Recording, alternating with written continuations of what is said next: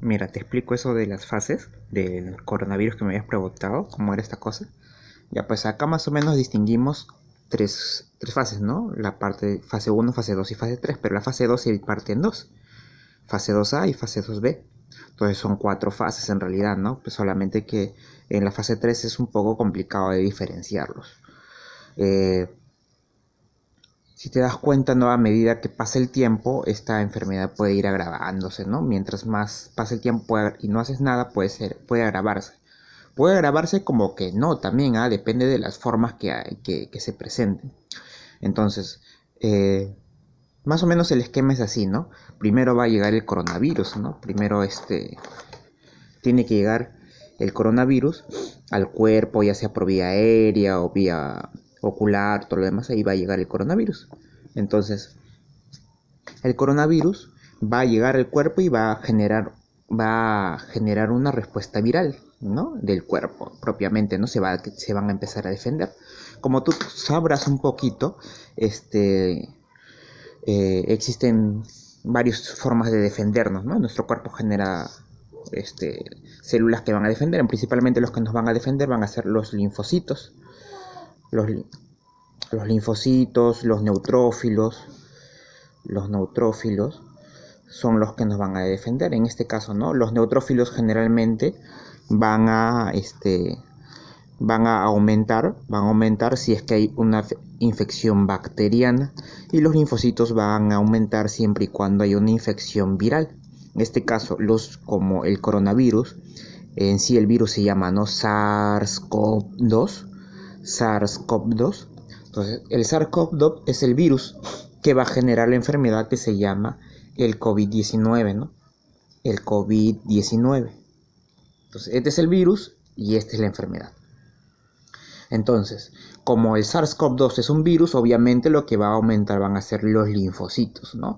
Principalmente ahí te vas a dar cuenta, ¿no? En un hemograma, le voy a pedir yo al paciente un hemograma, y lo que me va a salir es que se puede haber un aumento de las células blancas, ¿no? En este caso de este tipo de células, ¿no? Ya tú sabes, se llaman leucocitos. Entonces hay una elevación de los leucocitos, pero principalmente me voy a dar cuenta que en esa elevación de los leucocitos van a aumentar más los linfocitos.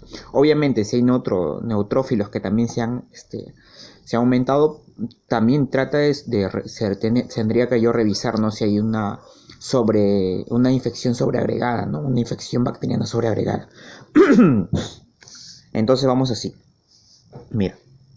Entonces el cuerpo se va a empezar a defender, ¿no? Y producto de esta defensa se va a producir, ¿no? La fase 1 de la infección, ¿no? Que es una respuesta viral en la cual vamos a tener los síntomas que tú ya conoces, ¿no?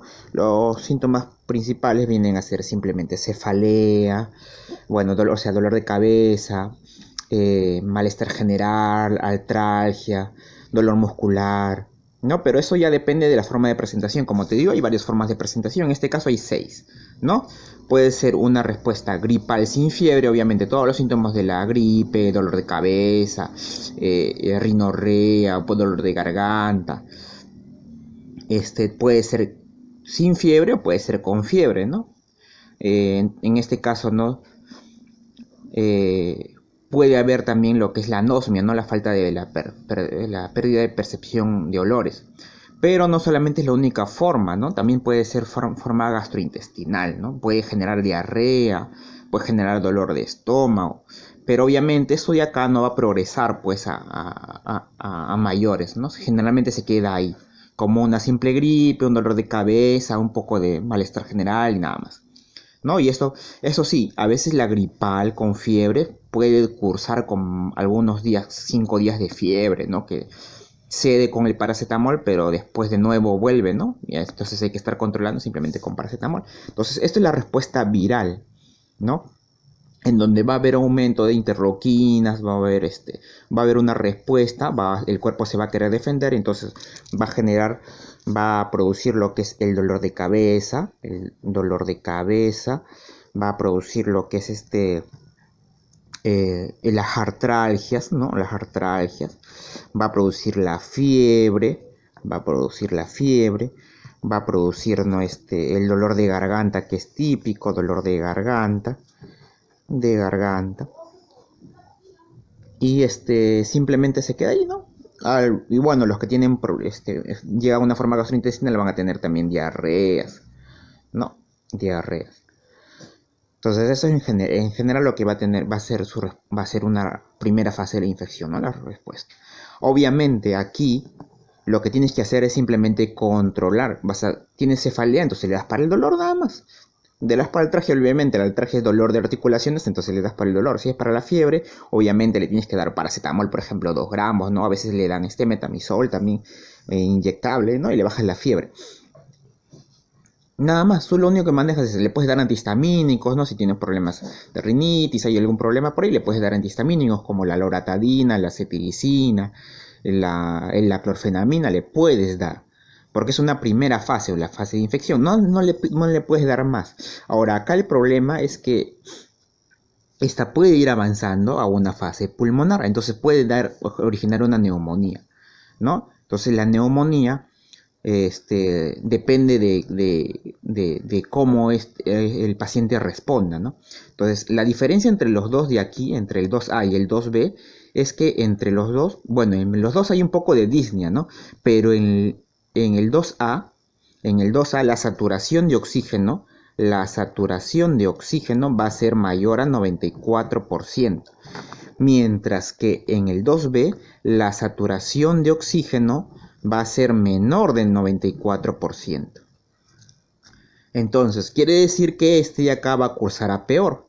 La gravedad va a ser peor, ¿no? ¿Por qué? Porque este paciente no va a poder respirar y va, obviamente, por lo general necesitar de oxígeno. Vamos a tener que darles oxígeno. A este paciente le puedo manejar con esto.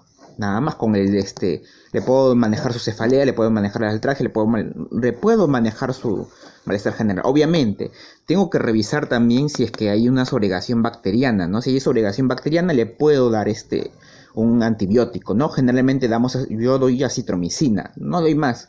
Otros dan ceftriaxona, ¿no? Pero generalmente cuando encuentras sobreinfección agregada, en la fase 2B, ya pues ahí le dan ceftriaxona.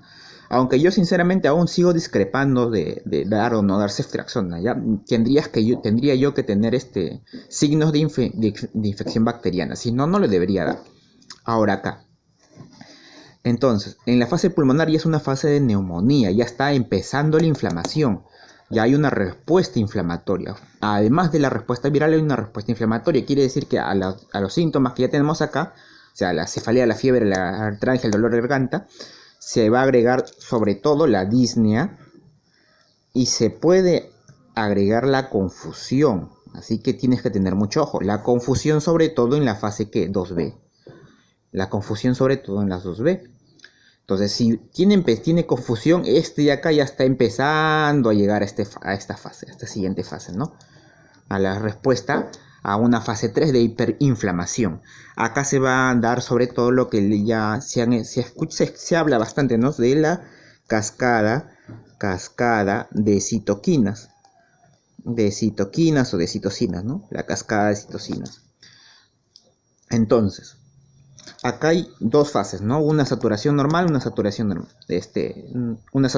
no adecuada. Le das oxígeno. Obviamente, como ya empezó la respuesta inflamatoria, en esta fase, en la 2B, yo sobre todo daba desametaxona. Ahora, ¿por qué desametaxona? Porque la desametaxona es un buen desinflamante y se ha visto en los estudios que desinflaman bastante bien y mejoran los pacientes y disminuye la mortalidad. Pero ¿por qué yo no doy desametaxona acá? Porque la desametaxona es un buen desinflamante, pero como en este punto los virus se están replicando, hay muchos virus que se están replicando, entonces si yo le doy desametaxona a un paciente, la desametaxona tiende a hacer que las células blancas, los leucocitos, pueden ser los linfocitos, los neutrófilos, empiecen a disminuir. O sea, voy a generar yo voy a disminuir la inmunidad. Entonces, si yo disminuyo la inmunidad, producto de usar la dexametaxona, entonces, ¿yo qué voy a hacer? En esta fase, voy a hacer que los virus como ya no hay respuesta, ya no hay quien me defienda, estos virus se van a replicar en mayor cantidad. Entonces yo no debería de dar desametaxona en esta fase. ¿Por qué? Porque si yo le doy, y aún así a cualquier corticoide, prednisona, desametaxona, hidrocortisona, todo tipo de corticoides que yo dé en esta fase, lo único que me va a generar es disminuir la inmunidad, y si me disminuye la inmunidad, el virus es libre de replicarse. Por lo tanto, este paciente que sea recetado con ese tipo de medicamentos va a llegar más rápido a una respuesta inflamatoria, porque el virus hay mayor cantidad, y mientras más virus haya, la respuesta va a ser mayor. Entonces hay que tener mucho cuidado con eso. Entonces, le puedo seguir manejando simplemente con acá, paracetamol y antihistamínico, todo lo demás. Acá sí con oxígeno, aparte le tengo que agregar oxígeno. 6 sobre infección bacteriana le puedo dar que si yo veo que es leve nada más, puedo dar la citromicina. Si veo que ya es una neumonía y verdaderamente tiene infección sobreagregada bacteriana, entonces obviamente le doy ceftriaxona, ¿no? Ahora, si llega acá, ya es la fase más grave, ¿no? Ya una fase de hiperinflamación. Y si está súper inflamado, entonces lo único que yo tengo que hacer es tratar de controlar todo eso. Acá le doy bastante desametaxona porque está hiperinflamado. Entonces la desametaxona puedo empezar a darlo desde acá. Y tengo que darlo acá sí o sí, ¿no? También acá utilizan otros corticoides, también utilizan metilprednisolona, también utilizan prednisona, bueno, todos los corticoides que puedo utilizar. Generalmente endovenosos, ¿no? Como la metilprednisolona, que he visto bastante que utilizan. Ya.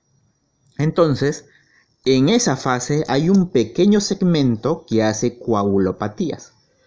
Entonces, si hace coagulopatías, quiere decir que me va a generar la famosa CID. ¿Qué es CID? Coagulación intravascular diseminada. Coagulación intravascular diseminada. Este paciente que está en esta fase de hiperinflamación puede tener esta enfermedad. Y si tiene esta enfermedad, ¿qué voy a encontrar? Obviamente en las arterias, en las venas, en todo lo que encuentre. Si la sangre se puede coagular, entonces se puede taponear, ¿no? Si se taponea, obviamente no va a irrigar y va a generar isquemia. ¿Dónde vas a notar la isquemia sobre todo? En las uñas. ¿Dónde vas a notar la isquemia o la falta de la hipoxia?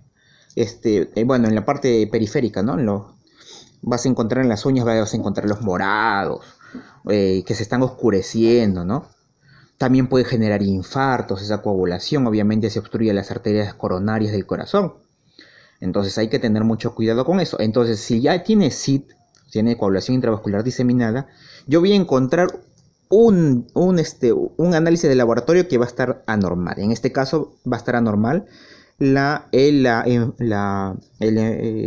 laboratorio, el dímero D va a estar positivo, ¿no? El dímero D va a estar positivo, para yo decir que tiene coagulación intravascular diseminada. Entonces yo tengo coagulación intravascular diseminada, que voy a darle anticoagulantes, que utilizan enoxaparina.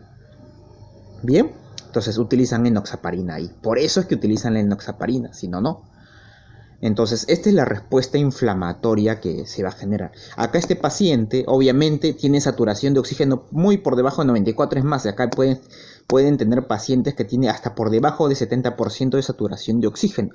Quiere decir que obviamente este paciente va a necesitar de oxígeno, va a necesitar de corticoides, va a necesitar de, si tiene CID, va a necesitar de anticoagulantes, ¿no? Entonces esas son las fases. Obviamente ahí se van a presentar estas siguientes fases. La fase severa 1, que se va a presentar con fatiga, con disnea.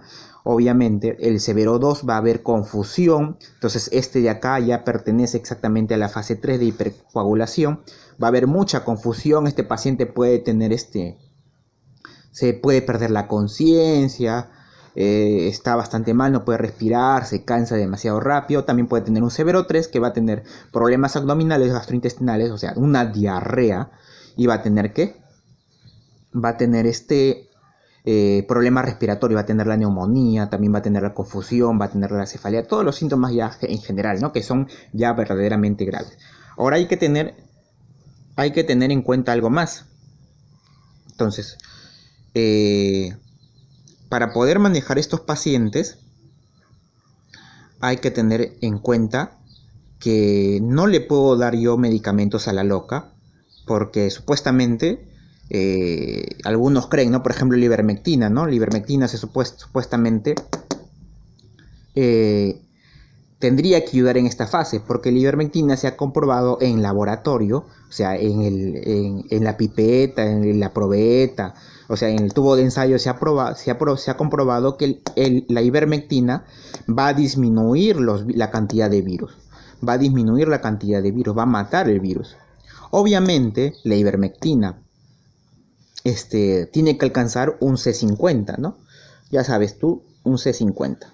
Entonces, ese C50 es la concentración media que se necesita de medicamento para poder destruir al virus, ¿no? Esa C50, lamentablemente, con las dosis que utilizamos actualmente de ivermectina en los seres humanos, no llega a alcanzar esa C50.